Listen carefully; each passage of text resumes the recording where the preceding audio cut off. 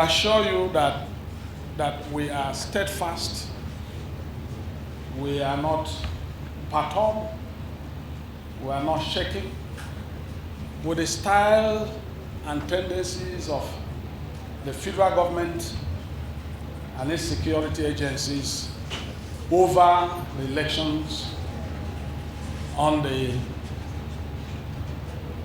23rd of March and the 9th of,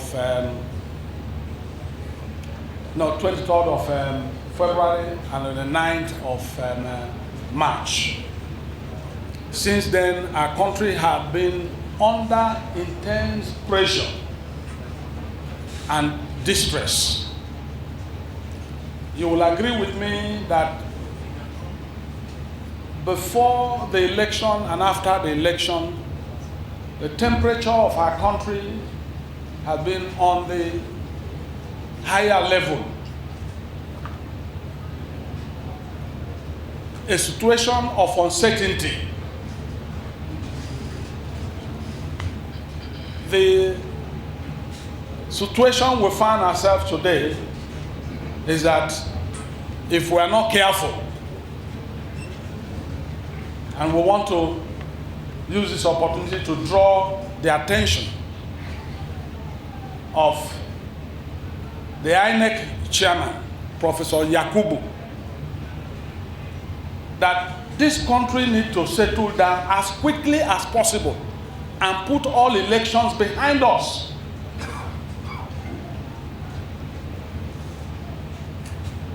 You will also agree with me that we have never experienced these inconclusive elections before in the history of our country. In 2015, all elections just went at a stretch. Those who are aggrieved will normally go to court, and they went. But you can see clearly where PDP will be declared the winners of the election, like what happened in Kano, in Sokoto, in Bauchi, in Adamawa, in Benue. They had to stop and use that their language called inconclusive, just to prevent the declaration of our candidates in those states. The attention of the INEC chairman is highly needed at this point, that the entire country is watching and the international communities are also watching. And those who are taking records for history are also taking records for history, because there is no position that is permanent. Immediately, he will truncate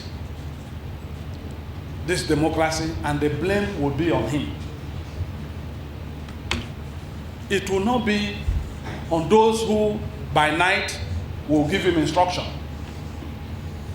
but he will bear the responsibility alone, because he will come down from that high office one day. A clear situation is the situation in Bauchi. Under the electoral law, there is no court of law that will entertain any matter until the process are completed. Just for him in one local government or thereabout to conclude the collusion and declare the result, they had to go to court by a sitting governor, just to defy all known laws, all known electoral laws, and buy time so that they can manipulate. Let us warn Yakubu that you cannot run away from the fact that you must declare, conclude the election in Bauchi and declare according to the laws of the land and electoral laws of our country. You don't need any court injunction because it's clear. Those who agree must go to court or go to tribunal for a court order to stop the process. Absolutely very wrong. So the onus is on him. You are the one delaying this process. Yakubu, you are the one delaying this process. And the entire world knows. How can you not conclude the election? How many weeks after general elections? It has never happened before.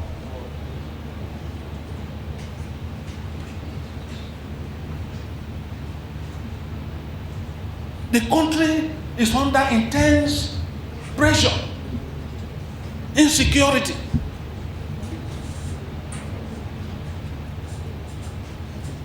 The same thing in Rivers State.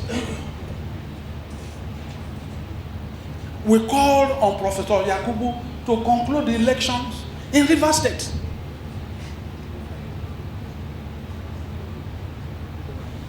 You can't give room for manipulation. You can't give room for people to go to court. You can't give room for security agencies. We are just being told that in the case of Rivers State, the electoral officers in charge of local government that are in position of their results and they are submitted to INEC, and the panel that came to investigate and the returning officers are being invited today by the Nigerian police. To do what? Is that known to the law? We call on IG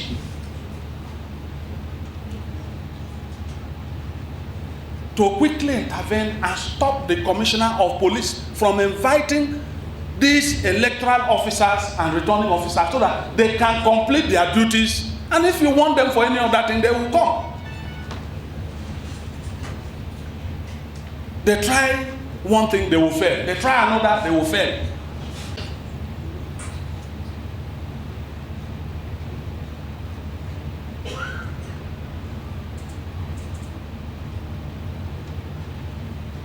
And so we welcome you and to let you know that the party and our presidential candidate and the vice presidential candidate, our matters have been taken to the court, the tribunal. And by the grace of God, the process will start. The hearing process will start. And we are confident that we will get justice. Because the judiciary is one arm that everybody must have trust. Because if we lose confidence in judiciary, the country is finished.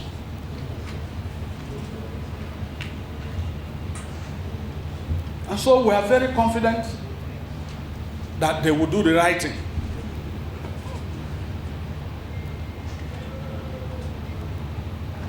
You are aware that this Saturday we have about 6 states for supplementary elections. We have Kano, we have Sokoto, we have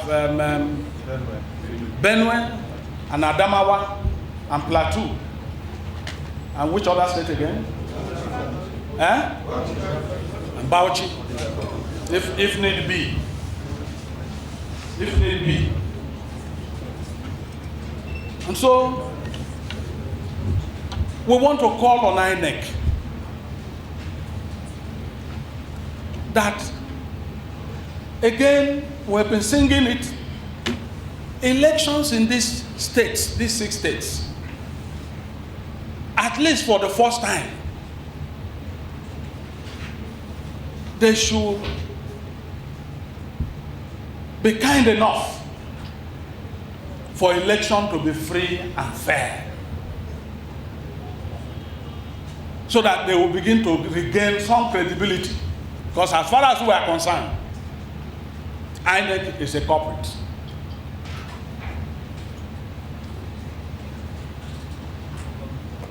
And for our security agencies, we also ask them to keep to the rules of the engagement. We want to appeal to the Nigerian Army that is one institution that is respected by all, irrespective of political leanings. That they should maintain that integrity,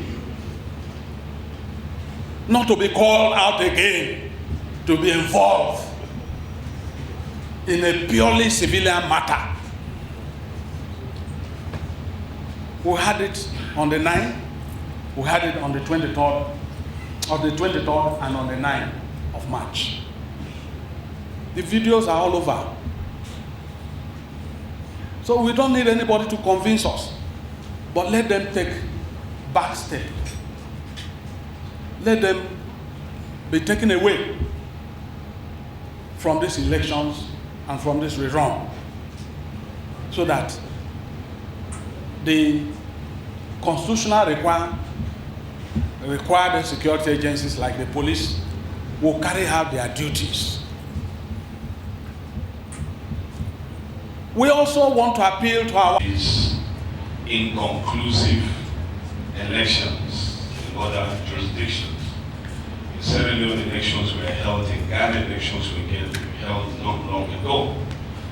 And it would be very, very unfortunate if INEC, which is led by a first-class professor of political science, will set this very dangerous and unacceptable precedent in our political history, that I want them to not take note of it.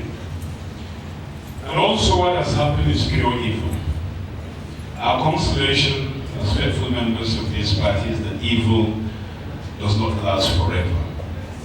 And no evil doer has ever escaped punishment.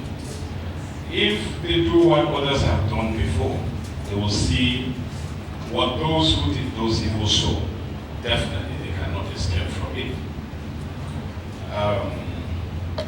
It's a law of nature. It's as well a spiritual law. That whatever you sow, that is what you will reap. Have we seen someone who sow corn and reap rice?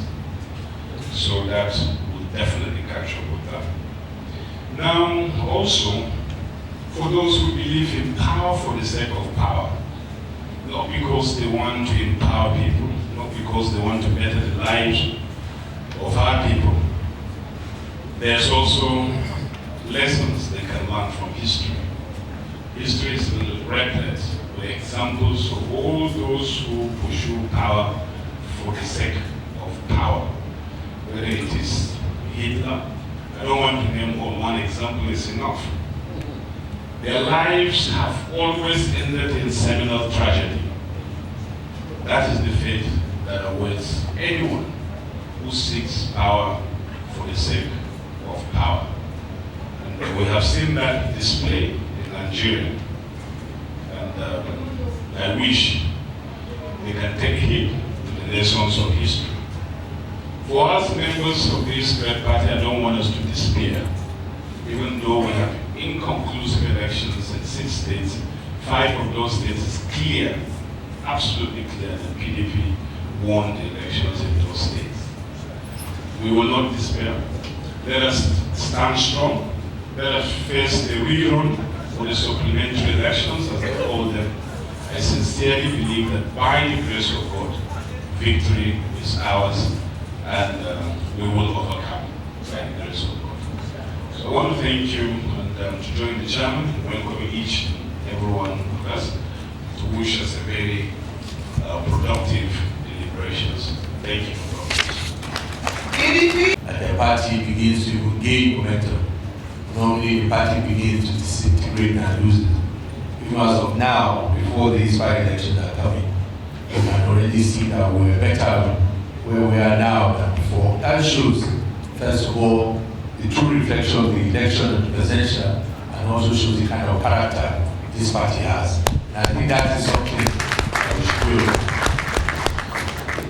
What that says lays a great foundation for the party to go ahead. So my own appeal to everybody is to say, I think this victory that the other party has seen is going to be short-lived. We have a great future ahead, and I believe that we will start that on Saturday to make sure that we defend those 5 states that are ours. This inconclusive, if anybody believes that it is a loss to PDP, it is a loss to the country that history will not forgive. We said it many times here that the worst we want to do is to do an election that was a country Nigeria will not be proud of. We have done a good election, and no doubt anybody, even those that I think have won, are ashamed of the kind of election that we need. And I think it is a shame to the country and to those that will give that responsibility to. They have Saturday as their last opportunity to try as much as possible to reclaim part of that embarrassment to the country. How can a country like Nigeria, as the speaker said, Ghana has done it, even Congo, even Zimbabwe have done elections. And we say we do elections, we say we inconclusive. We did elections before 2015, we did 2011, and went on before then, 2007, 1999. And after so many years, this is what we can produce. It is not a loss to PDP, to the country. It just shows the level of desperation. And for many other leaders, I think the country always will be after an election. So I'm confident that this is short-lived. And as such, let us ensure for Saturday that these 5 states that are ours, we name the PDP and INEC, should form once at this last one, stand up and do what is right. Today in the Senate, we discussed the issue of industrialization. Again, this is something that as a country we should not be proud of. We have set a bad example, not only with Nigeria, but even the continent, when we bring militarization to our election. It has never been like this. For an institution that is well respected across the country, this is not the role they should be playing. And as such, I think as a country, when we finish the elections, we will have a postmortem on these major issues. But for those of us who have come here to give support and encouragement to the states, Kano, Bauchi, Sokoto, Rivers, Benue, Adamawa, Benue, and Plateau that have election, that they should go there and do the right thing and let INEC, for once, be seen to be consistent in the application of the interpretation of the law, and let the wish of the people be what will emerge on Saturday, so that you can start trying to reclaim that integrity that has been patched severely by these actions. Because at the end of the day, that is what this country has. So for our party members, and Mr. Chairman, I showed that after the Saturday election, we will pick a time to now do a postmortem and begin to build for the next election. 4 years, it sounds a long time, it's a very short period of time, especially when you have a party that from the permutation that we have a party at least with 15 states. That is a strong opposition party that we can build on. That is a party we should be proud of, and that's a party that we can make to launch our ways going forward. So for all the members, I want us not to feel despair, not to feel down. But as we said from day one, our opposition was never the APC. Our opposition was always the security agencies. But on what added to that, we was also at INEC, who could not stand and be firm and do what is right. And that is what we need to address. But for Saturday, for all the members of those states, we will continue to give them the support.